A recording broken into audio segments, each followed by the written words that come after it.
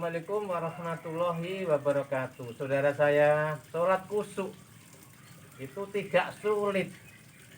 Bukankah Allah berfirman dalam Quran surat kedua Al-Baqarah 185, A'udzubillahi minasyaitonirrajim. Allahumma bikumul yusra wala yuridu bikumul ngusra. Aku Allah selalu mempermudahkanmu dan aku Allah tidak pernah mempersulitkanmu. Lalu apa yang sulit?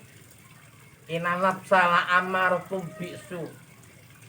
Nafsu kita acuan pokok dasar sholat khusyuk. Simak Quran surat kedua Al-Baqarah ayat 45 dan 46. A'udzubillahi minasyaitonirrajim.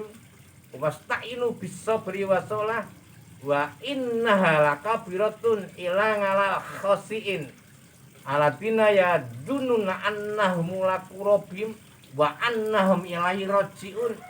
Carilah sobar dan sholat, wa innah sungguh berat kecuali orang-orang yang khusyuk, yaitu orang-orang yang meyakini mereka akan bertemu liqa munajat dan meyakini wa annahum ilaihi rajiun, akan kembali kepadanya.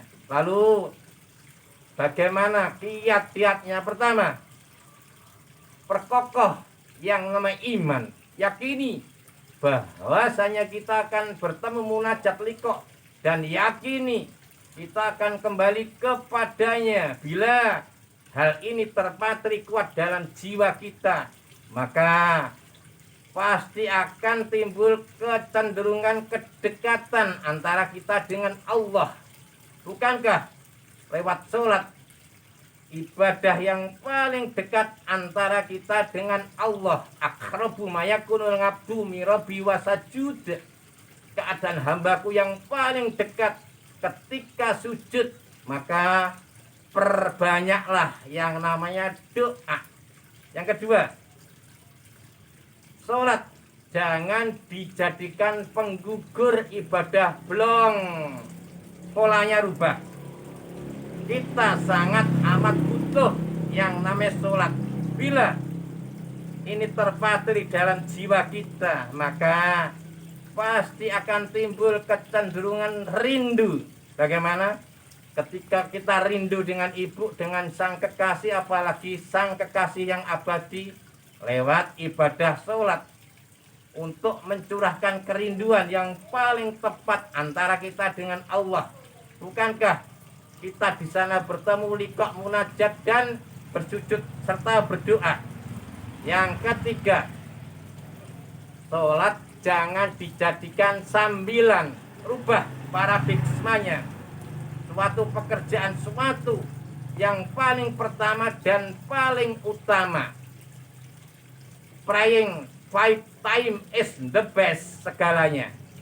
Yang keempat, bila waktu menjelang sholat, saudara saya, hentikan totalitas aktivitas dunia.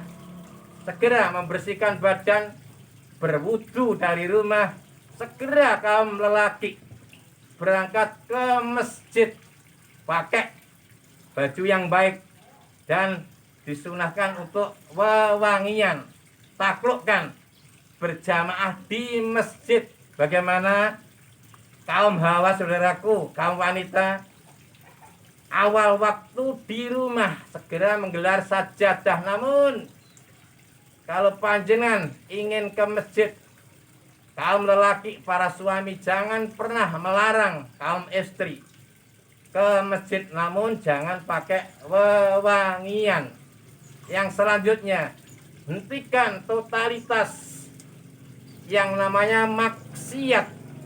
Saudara saya, orang yang melakukan maksiat walau sekecil apapun pasti akan mempengaruhi ketaatan kita kepada Allah Subhanahu wa ta'ala.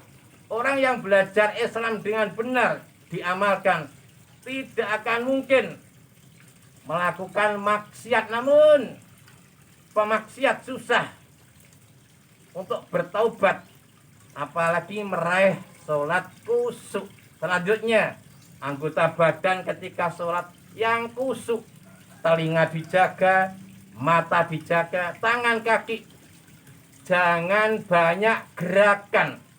gerakan ke gerakan, rakaat ke rakaat, setapak ke setapak, yang tumak ninah. Sebaiknya yang kita baca dimengerti, artinya dipahamkan, yang tartil, khususnya saat kita membaca Al-Fatihah. Di sanalah inti likok munajat kita kepada Allah. Di samping itu untuk meminimkan perasaan, pikiran tidak melayang kemana-mana. Yang terakhir, camkan saudara saya, resapi, kita sedang menghadap siapa. Penting sekali ini. Yakini bahwasanya kita sedang menghadap rajanya sang raja. Yakini mata kita melihat bila tidak bisa.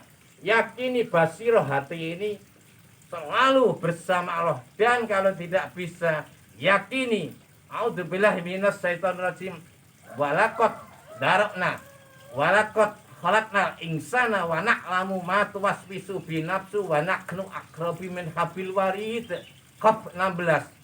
Sesungguhnya aku Allah menciptakan manusia dan aku Allah mengetahui bisikan hatimu, dan aku Allah sesungguhnya lebih dekat daripada urat leher. Ini yakini benar. Insya Allah kita akan meraih sholat yang berkualitas. Demikian. Lagi saya bukan Ustadz Kiai Mubarak Wasari'u ila maghfiratin min rabbikum wa jannatin arduhas samawati wal ardu iddat lil muttaqin. Belajar taubat. Demikian. Akhir kata, wabila tabalidaya war idza walinaya. Assalamualaikum warahmatullahi wabarakatuh.